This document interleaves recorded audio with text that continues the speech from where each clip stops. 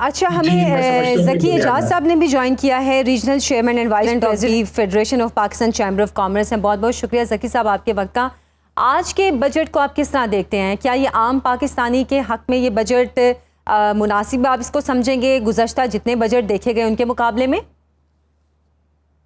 जी, बहुत शुक्रिया। मैं थोड़ा सा जो बजट की हाइलाइट्स है उसके ऊपर बात करना चाहूँगा जी जी ज़रूर। कि टोटल बजट का जो हुजम है वो इस साल 19,300 अरब का पेश किया गया। लास्ट ईयर ये 18,877 अरब था, यानी कि 423 अरब की इस पे इंक्रीज इन्होंने इस दफ़ा पेश की है। हम्म। जो एफबीआर का जो टैक्स कलेक्शन था वो लास्ट ईयर 12,970 अरब था और इस साल भी 12,970 अरब ही है। जी। और नॉन टैक्स रेवेन्यू जो है वो 3500 अरब था और इस साल 4,845 अरब है, यानी कि 1,345 अरब की इसमें इंक्रीज देखी गई है, जिसकी वजह से यानी कि ये लेवी और दूसरी मद में जो है ये टैक्स लिया जाएगा 1,345 अरब ज्यादा। तो इसका मतलब है कि इसकी वजह से इन्फ्लेशन जो है वो बढ़ेगी और आम आदमी के ऊपर इसका असर पड़ेगा। और इसी तरह जो नेट फेडरल रेवेन्यू का जो टारगेट था लास्ट ईयर 9,300 था और इस साल 10,300 अरब है, यानी कि 1,000 अरब की इसके अंदर इंक्रीज देखी गई है। लेकिन जो खास बात है फेडरल पीएसडीपी, ये लास्ट ईयर 1150 अरब था और इस साल 1,000 अरब है, यानी कि इसमें भी 150 अरब की जो है इस पे डिक्रीज है। ये आज के बजट की मेन चीजें थी। जी जी जो बिल्कुल। हम क्रिश्चियन और बिजनेस कम्युनिटी जो रिक्वेस्ट भी की थी हमने गवर्नमेंट से कि हमें ये एक्सपोर्ट लेड ग्रोथ के ऊपर बजट आना चाहिए है, डोमेस्टिक इंडस्ट्रियलाइजेशन बेहतर होनी चाहिए। लेकिन आज के बजट में एक्सपोर्ट लेड ग्रोथ के ऊपर हमें कोई भी बजट में कोई चीज सामने आई नहीं आई। हमने कहा था कि जो एफटीआर था, फिक्स टैक्स जो था एफटीआर एक्सपोर्टर के जी जी। ऊपर, उसको फिक्स कर दिया जाए। हम्म। अच्छा, उसमें क्या हुआ कि उन्होंने 1% जो एडवांस टैक्स था वो खत्म कर दिया जो कि एडजस्टेबल था, हम्म। और जो मिनिमम 1% था उसको 1.25 कर दिया, अच्छा। यानी कि 0.5% और एक्सपेंस बढ़ा दिया एक्सपोर्टर का। हम्म। और इसी तरह एक्सपोर्टर को कोई भी रिलीफ नहीं दिया गया। अच्छा। और इसी तरह अगर मैं बात करूं डोमेस्टिक इंडस्ट्री के हवाले से, जिसमें हमने कहा था कि हमारी जो एक्सपोर्ट अगर हमने बढ़ानी है तो हमारी कॉस्ट ऑफ प्रोडक्शन कम होनी चाहिए। एनर्जी हम्म। के ऊपर कोई बात नहीं की गई, कॉर्पोरेट टैक्स पे कोई बात नहीं की गई, ना उस पर कोई हमें चीज नजर आई। टर्नओवर जो टैक्स था उस पर भी कोई चीज नजर नहीं आई। हम्म। इसी तरह फॉरेन डायरेक्ट इन्वेस्टमेंट के हवाले से कोई चीज सामने हमें नजर नहीं आई। तो अच्छा। ये वो चीजें हैं। नो डाउट कि सुपर टैक्स उन्होंने जो 15 करोड़ से 50 करोड़ की जो 6 स्लैब थी जिसपे 1 से 7% था उसको जीरो किया है, और 50 करोड़ से जो ऊपर था उस पर 10% था उसको 8% किया है। हम्म। तो ये एक चीज है।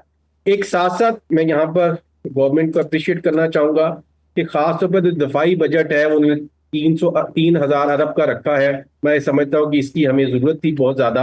हम्म। लेकिन इसके साथ साथ ये जो डोमेस्टिक हमने बात की थी उसमें कंस्ट्रक्शन के हवाले से बात की थी। तो हम्म। कंस्ट्रक्शन के हवाले से मैं समझता हूँ कि 4% की जो है वो उसमें टैक्स में उन्होंने कमी की है, डीम टैक्स को खत्म किया है और इस तरह की चीजें बेहतर की हैं। तो उससे हम समझते हैं कि जो लोकल इंडस्ट्री है जो कि कंस्ट्रक्शन से रिलेटेड है उसमें बेहतरी आएगी।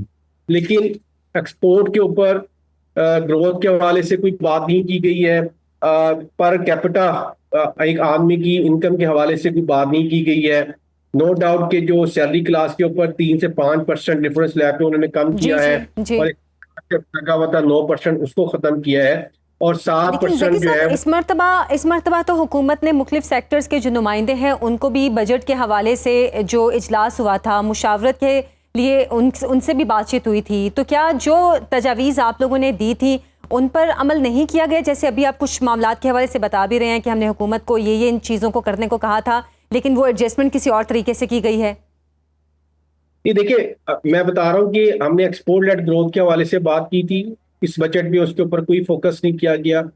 डोमेस्टिक इंडस्ट्रियलाइजेशन के हवाले से बात की थी कि जो इदारे बंद हो गए हैं मजीद इंडस्ट्री कैसे लगेगी, एम्प्लॉयमेंट कैसे जनरेट होगी, एक आम आदमी की इनकम कैसे बढ़ेगी, हमारा जीडीपी हम्म। के जो परसेंटेज है वो क्या है। लेकिन जो लास्ट कल सर्वे पेश किया गया हम्म। उसमें हमारी जो ग्रोथ का टारगेट था वो 4.2% था, जो कि 3.5% देखा गया। अनएम्प्लॉयमेंट 7% बढ़ी है, 22% से 30% गवर्नमेंट कहती है, लेकिन ये 40% तक जो है वो अनएम्प्लॉयमेंट हमारी हो चुकी है। हमारी एक्सपोर्ट कई सालों से 30 अरब 32 अरब के ऊपर खड़ी है। हमारा इंपोर्ट जो है वो उसके ऊपर भी कोई इंपोर्ट सब्स्टिट्यूट पे भी कोई बात नहीं की गई है। जी। सिर्फ एक कंस्ट्रक्शन के हवाले से एक बजट में पॉजिटिव चीज नजर आई है। उसके अलावा हमें इंडस्ट्रियलाइजेशन के हवाले से, एक्सपोर्ट ग्रोथ के हवाले से, इंपोर्ट सब्स्टिट्यूट के हवाले से, एनर्जी कॉस्ट कम करने के हवाले से, फॉरेन डायरेक्ट इन्वेस्टमेंट के हवाले से कोई चीज अभी तक बजट में नजर नहीं आई। अगर अच्छा। मजीद कोई तफसील आती है तो हम उसको देख सकते हैं।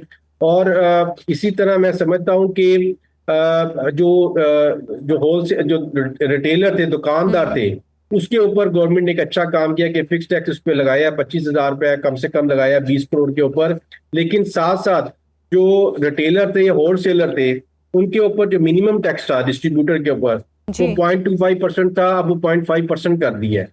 तो सही। और अच्छा। मैं सबसे जो अहम बात है यहाँ पर जी जी। कि जो आपने नॉन टैक्स रेवेन्यू का टारगेट बढ़ाया है, उसकी वजह से मुल्क में इन्फ्लेशन आएगी और आम आदमी के ऊपर प्रेशर आएगा, उनकी उस वो परेशान होगा। तो बिल्कुल। ये मेन चीजें हैं जो आज के बजट में हमने देखी हैं।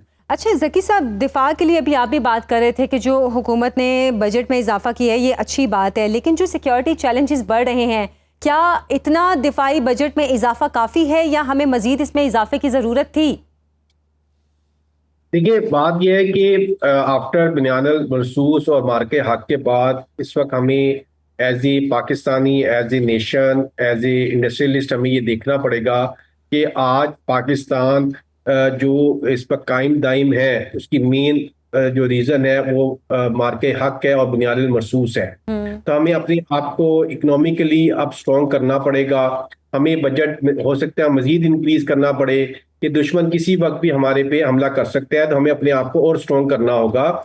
और हम अफवाज पाकिस्तान के साथ हैं, लेकिन हमें अब मार्के मईशत पे भी काम करना पड़ेगा।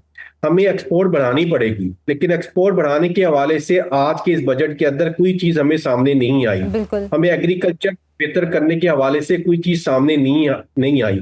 इंडस्ट्रियलाइजेशन बढ़ाने के हवाले से कोई बात सामने नहीं आई। एम्प्लॉयमेंट जनरेट करने के हवाले से कोई बात नहीं सामने आई। तो हम पाकिस्तान की फौज के साथ हैं, ये हमारी फौज है, हमारा मुल्क है। नो डाउट के प्राइम मिनिस्टर साहब और उनकी टीम पूरा इसके ऊपर फोकस कर रही है, लेकिन हमें अब आउट ऑफ द बॉक्स जाके सोचना पड़ेगा।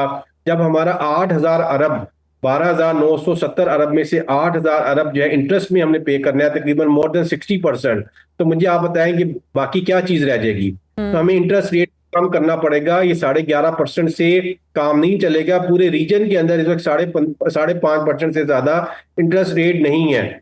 जो एनर्जी कॉस्ट है, बिजली 7-8 सेंट के ऊपर खड़ी है, हम इस वक्त 12.5 सेंट पे खड़े हैं। जी हमारी जो बिल्कुल। गैस 14 सेंट पे खड़ी है, हमें उसको 9 सेंट पे लाना पड़ेगा। हमें अपनी टैक्सेशन, जो मैं कॉर्पोरेट टैक्स की बात कर रहा हूँ, उसमें कोई कमी नहीं की गई।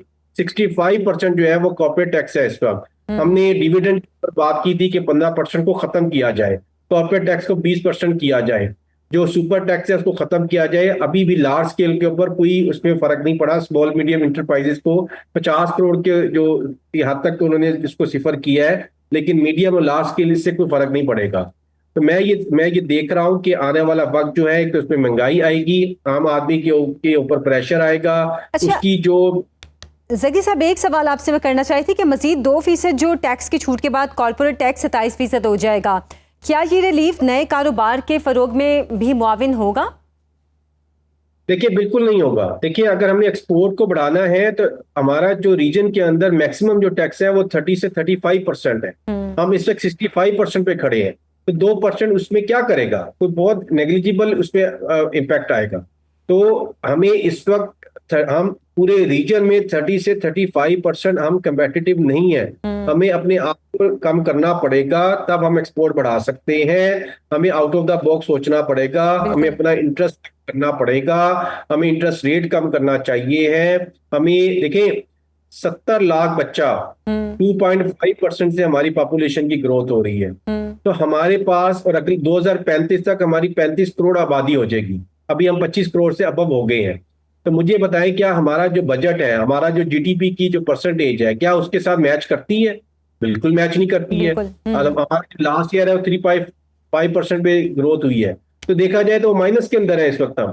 तो हमें इस वक्त अगेन इस वक्त सर जोड़ के बैठने की जरूरत है, स्टेक होल्डर के साथ गवर्नमेंट को मशावरत की जरूरत है। हमारे जो मशवरे दिए गए हैं फेडरेशन ने, चैम्बर्स ने, एसोसिएशन ने, उसके ऊपर कोई खातर ख्वाह इसके ऊपर इम्प्लीमेंट नहीं हुआ है। सिर्फ एक कंस्ट्रक्शन के हवाले से जरूर रिलीफ आया है, उससे इंडस्ट्री कुछ चलेगी डोमेस्टिक हमारी, लेकिन उससे हमारी एक्सपोर्ट नहीं बढ़ेगी।